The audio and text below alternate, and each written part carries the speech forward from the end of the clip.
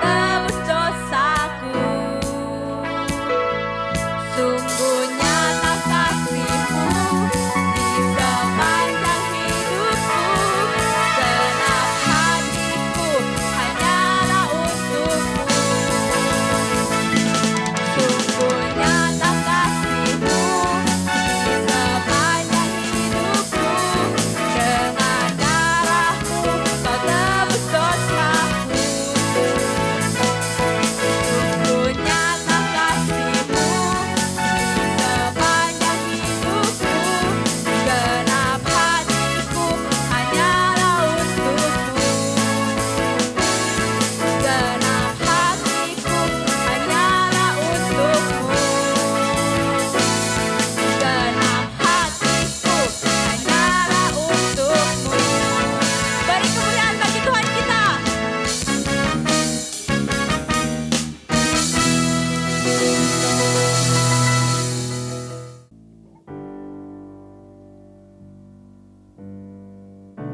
You call me out upon the waters, the great unknown, where feet may fail. And there I found You in the mystery, in ocean still. My faith will stand. And I will call upon Your name and keep my eyes above the waves. When oceans rise, my soul will rest in Your embrace. For I am Yours and You are mine.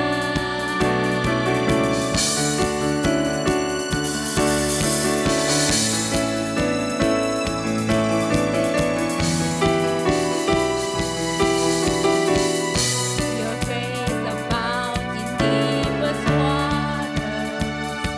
Your sovereign hand will be my guide. Where feet may fail and fear surrounds me, You'll never fail and You won't start now. Para jemaat mohon bangkit berdiri. So I will call upon Your name and keep my eyes above the waves. So when oceans rise, my soul will rest in Your embrace. For I am Yours and You are mine.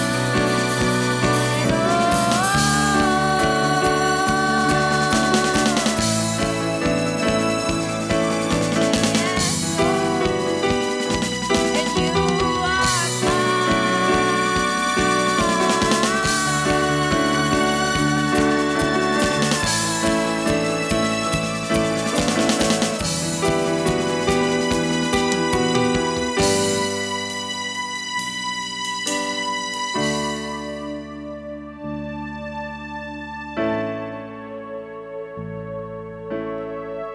Spirit, lead me.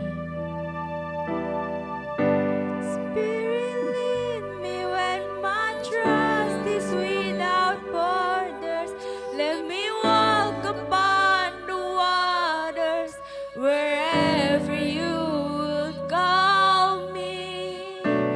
Take me deeper than my feet could ever wander, and my faith will be made stronger in the presence of my Savior. Spirit, lead me where my trust is without borders. Let me walk upon the waters wherever You would call me. Take me deeper than my feet could ever wander, and my faith will be made stronger in the presence of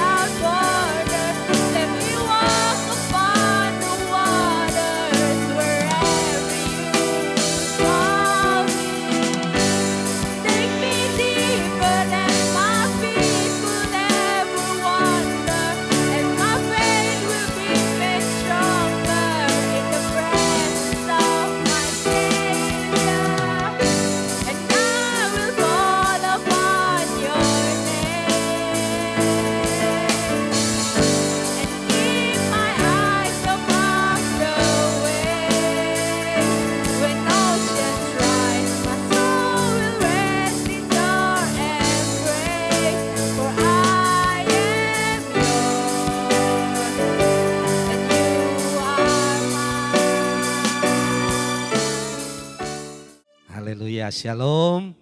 Shalom, sukacita. Amin. Itu kalau judulnya rumah Tuhan, saudara. Kita pergi ke rumah Tuhan. Judulnya sukacita. Happy, bahagia. Apalagi saudara hari ini semua kok kayak ganteng-ganteng, cantik banget loh. Itu beda loh kalau anak Tuhan pergi gereja, lihat gak bedanya? Itu beda saudara. Ya kita sudah persiapkan sedemikian rupa. Apalagi yang pakai parfum itu.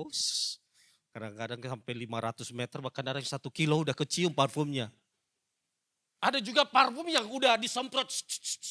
Udah banyak kali. Sampai di gereja gak kecium saudara. 2-3 menit sudah hilang. Kebanyakan alkohol. Ya.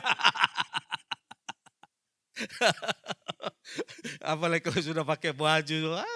Luar biasa. Baju mantap-mantap.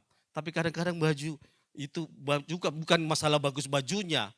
Siapa yang pakai? Iya. Iya kan, kadang-kadang kalau kita suka itu orang, baju apapun dia pakai kayaknya bagus deh. Yang bahaya kalau kita benci orang. Ini bahaya, ini sudah mau masuk khotbah saya nih. Kita gak suka sama orang, sebagus-bagusnya dia tetap jelek aja dia. Iya, kita buka dulu firman Tuhan, Matius pasal yang ke-5. Injil Matius pasal yang ke-5. Minggu ini sebenarnya kita masuk dalam sengsara Tuhan, memasuki Jumat Agung dan Paskah minggu depan saudara. Ayat 43 sampai 4 yang ke-5. Matius pasal 5 ayat 43 sampai 45 demikian. Kamu telah mendengar firman, kasihilah sesamamu manusia dan bencilah musuhmu. Tetapi aku berkata kepadamu, kasihilah musuhmu dan berdoalah bagi mereka yang menganiaya kamu.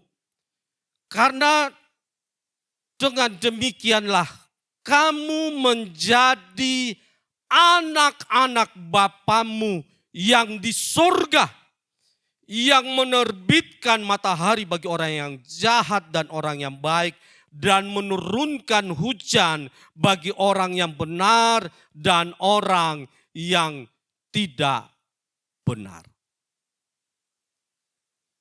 Saudara yang dikasihi oleh Tuhan, ketika kita melihat kebenaran firman Tuhan ini, bagaimana Tuhan menekankan kita menjadi anak-anak Bapa surgawi. Bukan yang hanya sekedar di Yohanes 1 ayat 12, tetapi semua orang yang menerimanya diberi kuasa untuk menjadi anak-anak Allah. Ketika kita diangkat, kita diadopsi. Tetapi kemudian di Matius pasal 5 ini, bagaimana identitas kita sebagai anak Allah itu diwujudkan ketika kita berhadapan dengan musuh kita. Saudara, ada 2 sikap yang kita harus hindari di dalam kekristenan kita. Yang pertama berbicara tentang sikap yang liberal. Oh, Tuhan itu pasti baik. Tuhan tidak akan menghukum kita lah. Kita enggak ke gereja juga Tuhan mengerti kok. Kita enggak kembalikan persepuluhan juga Tuhan mengerti kok. Santai aja lah. Melayani enggak melayani juga sama aja. Toh sekali selamat pasti selamat. Hati-hati saudara. Hati-hati sikap hati yang mulai liberal seperti ini. Tetapi di satu sisi, sikap yang perlu kita hindari juga itu sikap legalis. Sikap yang seakan-akan, harus pergi gereja. Kalau kau tidak ke gereja, kau dikutuk sama Tuhan.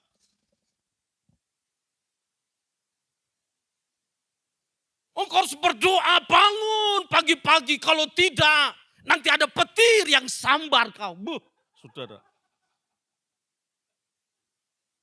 Saudara tahu bangsa Israel itu memiliki 613 hukum. Perintah. 365 perintahnya itu jangan. Jangan, jangan, jangan, jangan. Kalau kita tahu 365 ya, kita berbicara tentang hari sepanjang tahun. Setiap kali Israel bangun pagi, sudah diperhadapkan dengan jangan, jangan, jangan. Hari Sabat pun mereka harus jaga sedemikian rupa. Ada takarannya supaya ketika mereka mengangkat sesuatu, itu tidak masuk kategori bekerja. Itu takarannya itu cuma lebih dari Alkitab saya ini lebih ringan dari Alkitab saya. Jadi kalau saya pergi pelayanan, saya angkat Alkitab, saya sudah tidak layak. Karena saya sudah bekerja. Kenapa? Sudah angkat Alkitab ini saudara. Israel diperhadapkan dengan hukum jangan, jangan, jangan 365. Tetapi ada hukum lagi sebanyak 246, itu harus ini, harus itu, kerjakan itu, harus ini. Begitu banyak saudara, 246 itu kalau kita ke tubuh kita, itu sudah bisa mencapai semua rangka tulang kita. Kalau dipersatukan, 246. Harus ini, harus itu. Bayangkan itu bangsa Israel diperhadapkan dengan hukum-hukum seperti ini. Dan ada dua hukum utama dari 613 tadi. 365 perintah jangan, 240 perintah harus, dan dua perintah utama. Kasihilah Tuhan Allahmu dengan segenap hatimu. Dan hukum yang kedua yang terutama itu, kasihilah sesamamu manusia.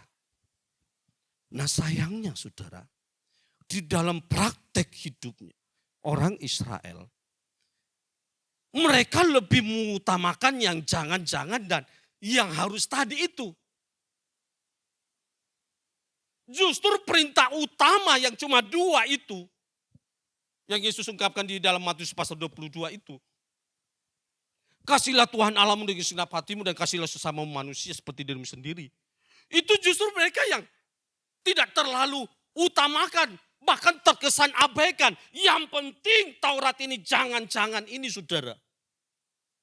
Dan harus ini yang harus dikerjakan.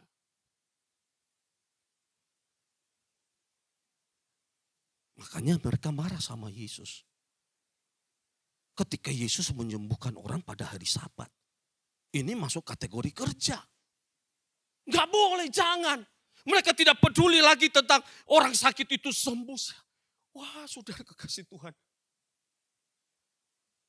Orang ke gereja cari kesembuhan, disembuhkan.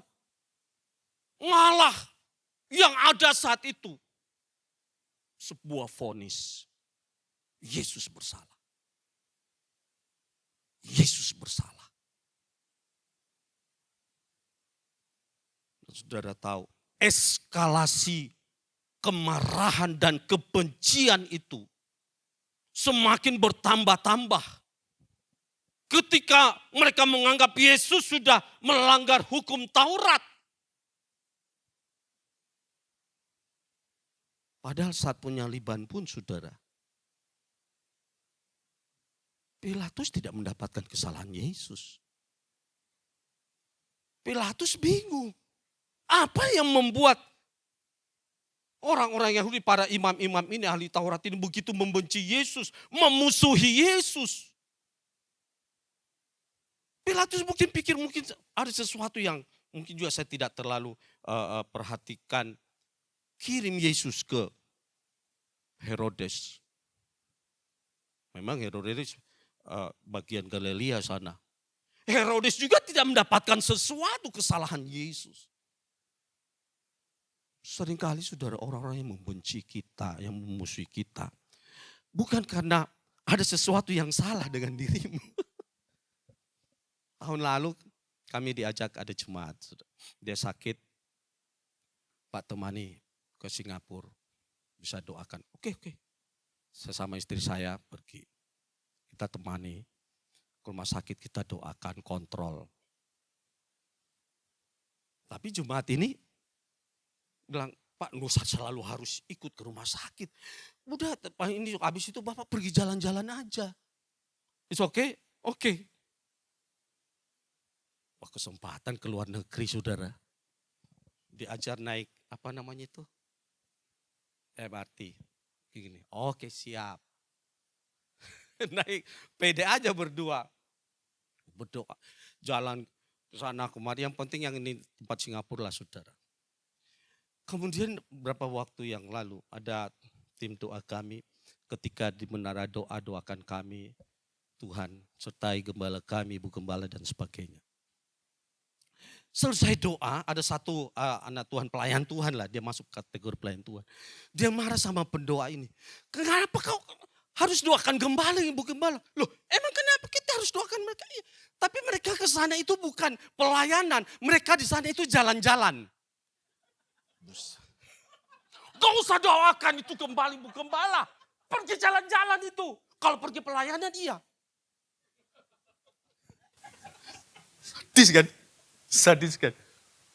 Saya kasih tahu sama tim doa. Aduh, saya marah, saudara.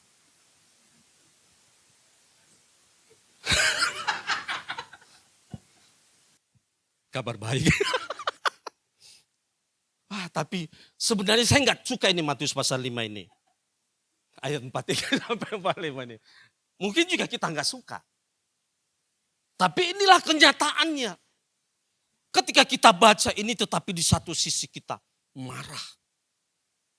Ya kalau kita melakukan kesalahan oke lah saudara. It's okay. You marah, you benci oke. Enggak ada kesalahan. Dan satu sisi Tuhan mengingatkan akan firman ini. Dan memang selidik punya selidik. Yang satu ini yang marah-marah tadi itu. Sebenarnya ya dia iri gitu loh saudara. Dia iri, dia dengki. Kenapa dia nggak diajak gitu loh ke saudara ke Singapura. Jadi pelampiasannya sama kami. Oh Tuhan, terima kasih Tuhan. Terima kasih Tuhan. Hati-hati saudara, ini menjelang Jumat Agung Kebangkitan biasanya eskalasi kebencian itu bertambah. Percayalah. Kita selalu berdoa. Saya juga berdoa Tuhan, kelilingi kami dengan orang-orang baik. Ya anak-anak saya juga sudah doakan Tuhan, kelilingi kami dengan orang-orang yang baik. Bahkan tanpa kita sadari juga saudara, kita sering memilah-milah orang-orang yang layak kita kasih. Dan kemudian ya istilahnya dari apa yang biasanya kenapa kita mengasihi dia karena ya siapa dirinya dan apa yang dia sudah lakukan kan buat kita kan. Kemudian kita memilah-milah orang-orang yang dalam tanda kutip tidak layak dikasih. Kayak model orang tadi itu sebenarnya. Tetapi kemudian ketika kita kembali kepada firman Tuhan. Inilah yang membuat kita sulit untuk menjadi garam dan terang dunia.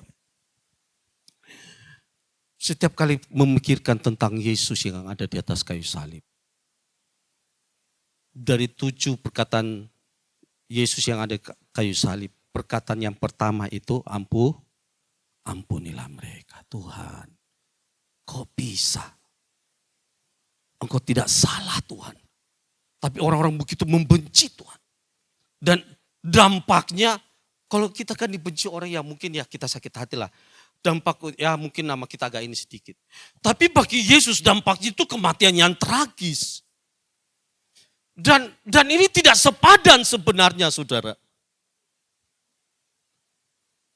Tapi tetap saja Yesus mengucapkan kalimat ini. Ampunilah mereka saudara. Saudara yang dikasihi oleh Tuhan. Kadang-kadang memang Tuhan menempatkan orang-orang yang sulit lah. Kalau tidak mau dikatakan orang-orang yang kita nggak suka lah, ada di sekitar kita. Kenapa? Karena memang Tuhan izinkan untuk bagaimana kita bukan hanya sekedar mengasihi dengan orang yang mengasihi kita. Sama seperti firman Tuhan katakan tadi. Bagaimana kita menjadi anak-anak Bapa di surga yang memberikan matahari bagi orang-orang yang jahat, tetapi juga orang-orang yang baik. Memberikan hujan bagi orang-orang yang baik dan juga orang-orang yang jahat. Bagaimana kasih itu kita ungkapkan dan wujudkan. Juga bagi orang-orang yang membenci kita tanpa alasan.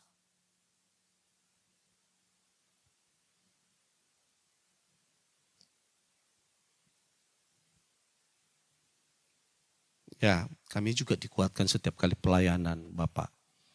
Gembala, Ibu Gembala, kalau ke Bukit Hermon saudara. Kisah-kisah mereka kadang-kadang lebih tragis. Jadi saya terhibur.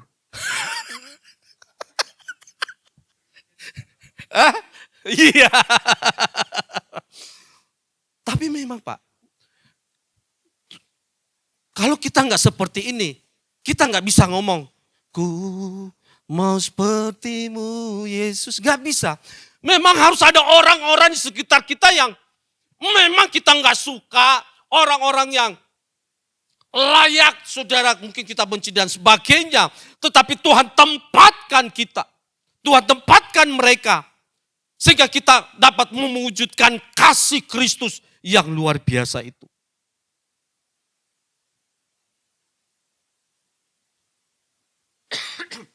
Kan hukumnya kalau kita baca ayat sebelumnya, di ayat 38-39 itu, bangsa Israel itu ada hukum balas dendam memang.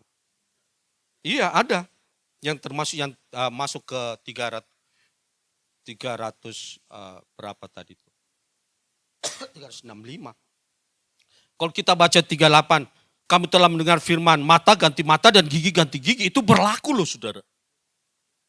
Tetapi kemudian, Yesus kata, tetapi aku berkata kepadamu, janganlah kamu melawan orang yang berbuat jahat kepadamu, melainkan siapapun yang menampar pipi kananmu, berilah juga kepadanya pipi kirimu. Dan kepada orang yang hendak mengadukan engkau karena menginginkan bajumu, serahkanlah jubahmu. Yesus membawa kasih itu yang sebelumnya tidak ada di dalam konsep Yahudi itu, saudara.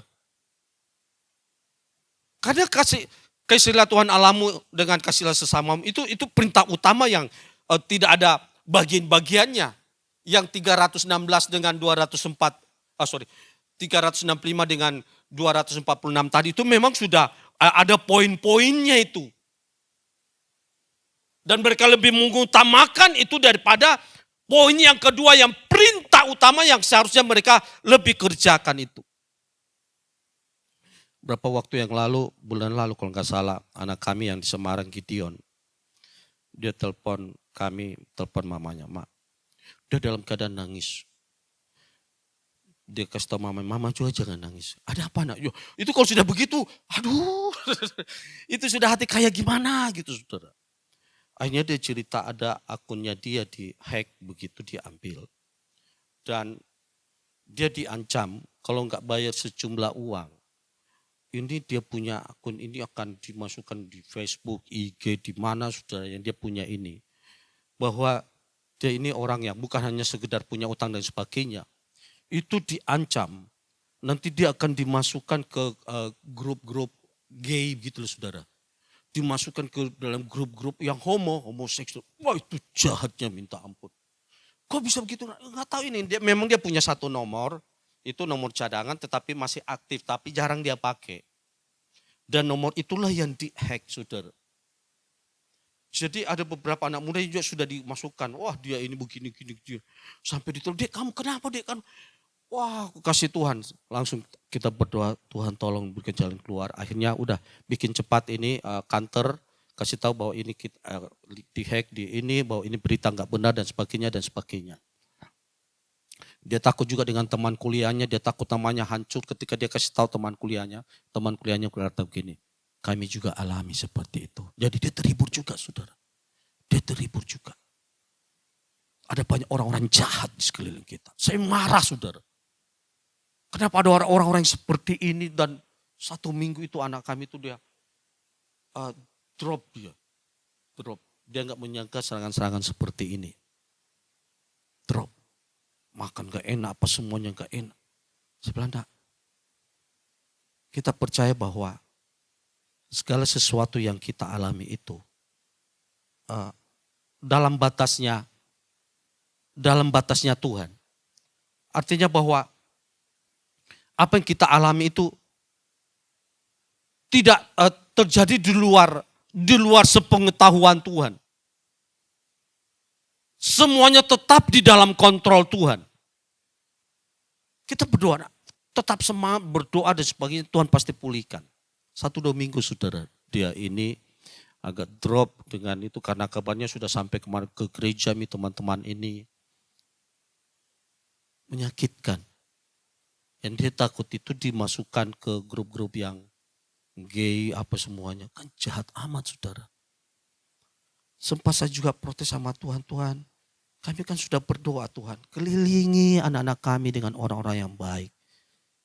Orang-orang yang takut akan Tuhan. Supaya dia bertumbuh di dalam situasi seperti itu. Tetapi Tuhan izinkan ada hal-hal yang seperti ini. Dan mungkin juga Tuhan izinkan hal-hal itu kepada saudara, kepada saya. Sehingga bagaimana kita masuk kategori anak-anak Bapa. Kalau kita mengasihi orang yang mengasihi kita, itu wajar. Wajar. Tetapi musuh, kalau kita baca firman Tuhan ini, bukan hanya sekedar kita mengampuni, tetapi Yesus katakan kasihilah musuhmu. Saya dengar kesaksian ada seorang ibu yang dia sakit kanker di Singapura, saudara, dia periksa dan sebagainya. Dan kemudian ini ibu bercerita bahwa dia punya ada kepahitan, kebencian sama papanya karena papanya ini dulu menyiksa mereka dan papanya ini juga akhirnya membunuh mamanya. Papanya ini masuk penjara dan anak ini saudara kemudian sudah bertemu dan sebagainya, bagaimana dia berusaha balas dendam kepada papanya. Kalau perlu dia kirim pembunuh di penjara supaya papanya mati di sana dan sebagainya. Tetapi kemudian ketika dia sakit kanker itu dia dijamah oleh Tuhan dan Tuhan berbicara kepadanya. Kalau kau ingin mengalami kesembuhan, engkau harus mengampuni papamu. Tetapi bukan hanya sampai mengampuni, mengasihi papamu. Dan katanya dalam kesaksiannya akhirnya tidak lama papanya telepon. Dan baru kali itu dia bisa teleponan sama papanya 1 jam. Sebelumnya tidak pernah, karena bertahun-tahun, puluhan tahun dia menyimpan kebencian kepada papanya. Tetapi kemudian ketika dia dengar suara Tuhan, dia harus mengampuni dan mengasihi papanya. Dia lakukan itu saudara. Dan tidak lama kankernya disembuhkan Tuhan. Mujizat terjadi. Terjadi kesembuhan yang luar biasa. Karena seringkali yang musuh kita sesungguhnya itu bukan yang kelihatan itu saudara. Tetapi musuh yang sesungguhnya itu yang kepahitan itu. Ketika kita menyimpan ini akan membawa kita kepada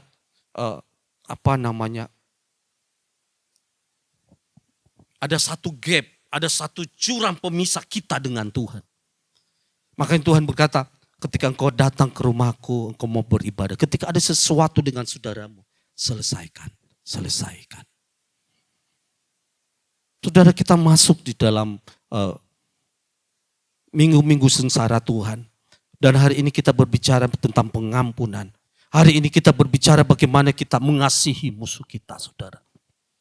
Orang-orang yang secara manusia memang tidak layak untuk dikasihi.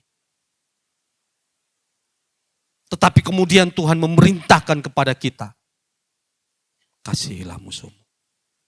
Ini berat saudara. Terus terang saya nggak suka khotbah seperti ini.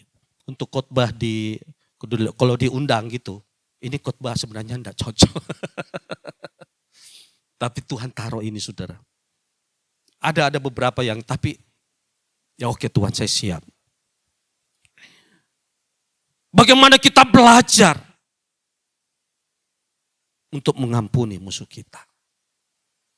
Ketika Yesus mengajarkan doa Bapa kami di dalam Matius 5 juga itu.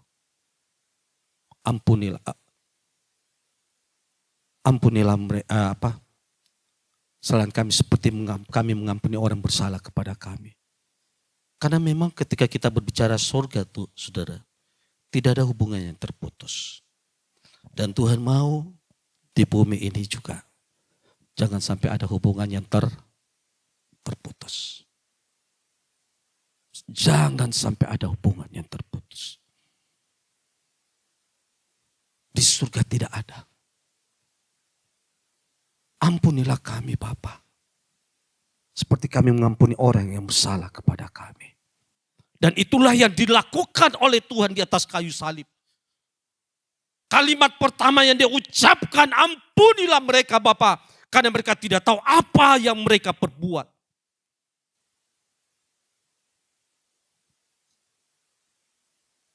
Percayalah saudara, di dalam Roma pasal 12 ayat yang ke-17.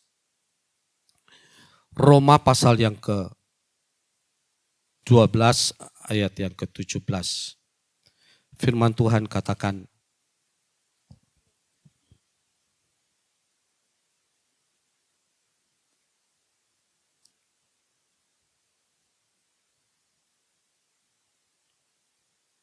janganlah membalas kejahatan dengan kejahatan. Lakukanlah apa yang baik bagi semua orang. Sedapat-dapatnya, kalau hal itu bergantung padamu, hiduplah dalam perdamaian dengan semua orang. Saudara-saudaraku yang kekasih, janganlah kamu sendiri menuntut pembalasan, tetapi berilah tempat kepada murka Allah. Sebab ada tertulis, pembalasan adalah hakku. Akulah yang akan menuntut pembalasan, firman Tuhan. Artinya saudara, kita harus mengampuni musuh kita. Kenapa? Karena pembalasan itu adalah haknya Tuhan. Satu kali terbersit pembalasan di dalam kehidupan kita, maka kita mulai mengambil alih apa yang menjadi haknya Tuhan. Kita menggeser posisinya Tuhan. Tidak Tuhan. Enggak bisa Tuhan. Saya harus melakukan, saya harus kasih pelajaran buat dia Tuhan. Saya baca kisah di kisah 12 ketika Herodes Agripa. Herodes membunuh rasul yang pertama itu, Yakobus. Herodes ini bukan Herodes yang zamannya Yesus. Ini cucunya. Jadi Herodes itu ada anaknya itu Herodes Antipas. Terus yang ini Agripa anaknya dari Antipas. Wah, murid-murid ketakutan. Yakobus sudah dipenggal dan sebagainya. Satu sisi mereka marah, Tuhan kenapa seperti ini? Tetapi ketika kita baca di dalam kisah Rasul 12 itu saudara. Memang sepertinya tidak ada sesuatu yang terjadi. Tetapi ayat yang ke-21. Ketika Herodes Agripa ini muncul dan mengagungkan dirinya ketika dia berpidato bahwa ini adalah suara Tuhan. Firman Tuhan katakan dia ditampar oleh malaikat Tuhan. Dan Herodes pun mati. Ada waktunya pembalasan Tuhan. Amin. Iya saudara.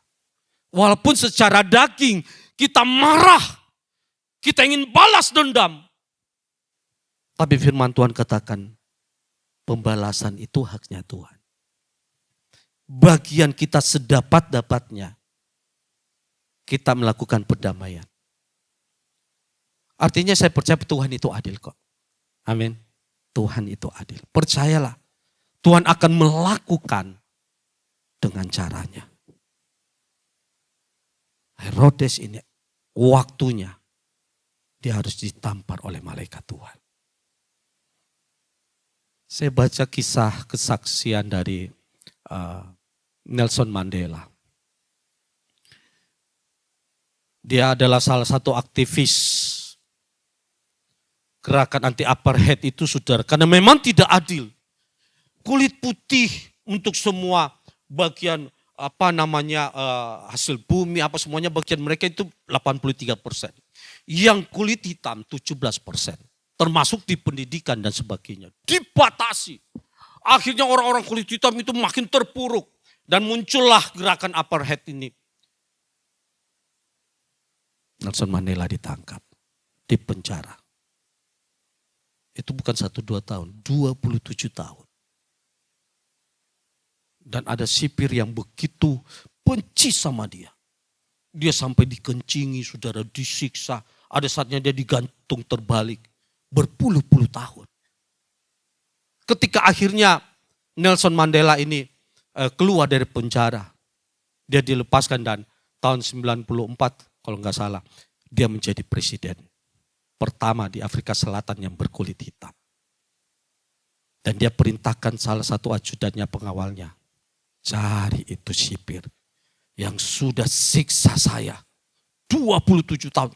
Bagaimana caranya? Cari dia, tangkap dia. Pengawal ini cari sipir ini. Susah memang. Dan akhirnya sipir ini didapat, saudara. Ditangkap dan dibawa ke hadapannya Nelson Mandela. Dia sudah sangat ketakutan. Dia siap menerima hukuman. Tapi Nelson Mandela katakan, hal yang pertama yang saya ingin lakukan ketika saya menjadi presiden di Afrika Selatan ini adalah memaafkan kamu. Wah, saudara, ini orang sudah ditangkap, dia sudah ketakutan. Dia pasti dieksekusi lah istilahnya.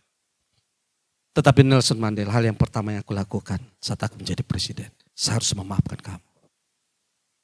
Dia peluk orang yang menyiksa dia selama 27 tahun, saudara. Wow. Umur 77 tahun dia jadi presiden itu, sudah tua. Dia melepaskan pengampunan. Saudara yang dikasihi oleh Tuhan. Ada banyak hal di dalam kehidupan kita yang Tuhan bawa dalam hidup kita. Bagaimana kita menjadi anak-anak Bapa. Bukan hanya sekedar proses kelahiran baru. Tetapi kasih yang begitu dalam. Kasih yang sampai tingkat mengasihi musuh. Yang seharusnya memang kita mau balas. Yang seharusnya kita harusnya benci. Tetapi kemudian Tuhan perintahkan kita untuk mengasihi mereka. Sebenarnya bukan untuk mereka. Tetapi untuk kita sebenarnya. Karena Tuhan mengasihi kita. Ada satu kalimat di situ yang firman Tuhan katakan. Dan apabila kamu hanya memberi salam kepada saudara-saudaramu saja, apakah lebihnya daripada perbuatanmu yang lain? Bukankah orang yang lain tidak mengenal Allah pun berbuat demikian? Ayat 46. Apabila kamu mengasihi orang yang mengasihi kamu, apakah upahmu? Bukankah pemungut cukai juga berbuat demikian? Ada upah, saudara. Jadi setiap kali kita mengampuni, setiap kali kita melepaskan pengampunan itu, ada upah, saudara. Ada kesaksian di waktu 7 Oktober yang Hamas serang Israel itu, saudara. Ada suami istri yang sudah lanjut usia. Oma Rahel dan suaminya itu David Edri. Ketika Hamas ini masuk dengan senjata mereka, diberondong sedemikian rupa, tetapi orang yang dibiarkan hidup, mereka dimaki-maki, dihina-hina. Dan siap ditembak. Tapi apa yang dilakukan oleh Ibu Rahel ini, Oma ini? Dia bilang, sebelum kalian membunuh kami, tunggu dulu. Saya ingin melakukan sesuatu buat kalian. Dia buat kue, saudara. Dia bikinkan kopi. Sambil dimaki-maki sedemikian rupa. Dia kasih kue, saudara. Dia bikin kopi untuk teroris. Ada 2 orang di situ. Dan apa yang terjadi? Suami istri yang lanjut usia ini selamat. Tetangga-tetangga mereka itu habis semua. Rata-rata kalau bukan ditembak, diambil sebagai tahanan. Mereka suami istri ini itu selamat. Bikin kopi, bikin kue untuk teroris ini, saudara. Tidak masuk akal, tetapi itulah yang mereka kerjakan. Dan terus ini juga sudah, mereka tidak mengerti kenapa seperti ini.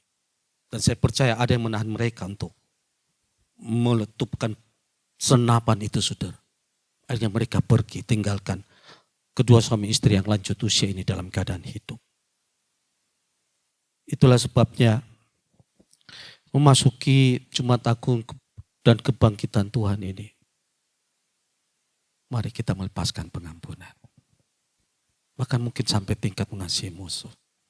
Dan saya percaya minggu depan ada banyak mujizat Tuhan terjadi. Hari ini pun akan ada banyak mujizat. Ketika kita belajar melakukan sesuatu yang secara daging kita tidak mampu, kita marah, kita wah saudara, saya marah, benci, tapi biarkan kasih Tuhan itu mengalir dalam hidup kita. Ada tetap pujian, syukur kita di hadapan Tuhan. Karena tidak ada sesuatu yang terjadi dalam hidup kita tanpa sepengetahuan Tuhan. Tuhan tahu kekuatan iman kita. Dan kita berdoa, hubungan kita di dunia ini tidak ada yang terputus. Sedapat-dapatnya firman Tuhan katakan tadi, kita berdamai. Tuhan memberkati kita semuanya. Amin untuk firman Tuhan. Ketika saudara-saudara Yusuf datang kepada Yusuf untuk meminta pengampunan. Karena berpuluh tahun yang lalu mereka sudah merencanakan pembunuhan bagi Yusuf. Ketika Yusuf menjadi orang nomor 2 di Mesir. Tapi Yusuf berkata kepada saudara-saudara, kalian memang mereka-rekakan yang jahat terhadap aku. Tetapi Tuhan mereka-rekakannya untuk kebaikan. Percayalah apapun yang terjadi dalam hidup kita. Walaupun mungkin kelihatannya jahat, ada kebencian, ada permusuhan di dalamnya. Tuhan mengubahnya untuk kebaikan. Karena semuanya berada dalam kontrolnya Tuhan. Ada kebaikan Tuhan, ada kasih setia Tuhan terus. Ini yang kami pegang sepanjang hidup kami.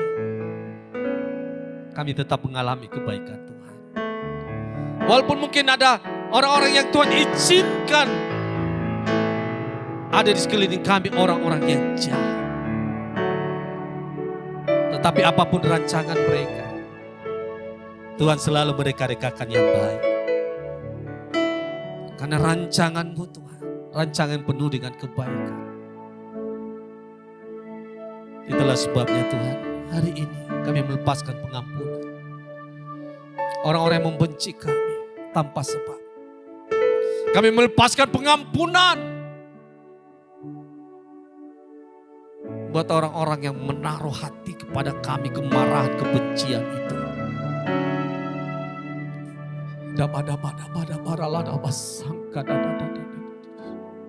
Kami menjadi anak-anak Bapa. Anak-anak Bapa surgawi. Kami tidak mau membalas dendam Tuhan. Kami tidak mau Tuhan putus hubungan. Tapi ada keberlanjutan Tuhan. Kasih Kristus yang memulihkan kami. Dan kasih-Mu itu mulai memulihkan dan menyembuhkan kami. Dalam nama Tuhan Yesus. Setiap kami yang sakit hari ini. Oleh bilur-bilur-Mu Tuhan kami sembuh. Dalam nama Tuhan Yesus. Dalam nama Tuhan Yesus. Roh kami kuat. Jiwa kami kuat. Tubuh kami sehat. Kami pegang firman Tuhan. Sepanjang hidup kami mengalami kebaikan. Kemuliaan bagi nama-Mu ya Bapa. Demi nama Tuhan Yesus. Terima kasih Tuhan, terima kasih. Terima kasih. Mari arahkan hati saudara pulang dari tempat ini dengan berkat Tuhan. Kiranya Tuhan memberkati engkau dan melindungi engkau. Kiranya Tuhan menghadapkan wajahnya kepadamu dan memberi engkau kasih karunia. Kiranya Tuhan menghadapkan wajahnya kepadamu dan memberi engkau damai sejahteranya. Diberkatilah setiap saudara pulang dari tempat ini dengan sukacita, dengan kekuatan yang baru, dengan berkat yang baru. Yang percaya katakan, amin. Tuhan memberkati.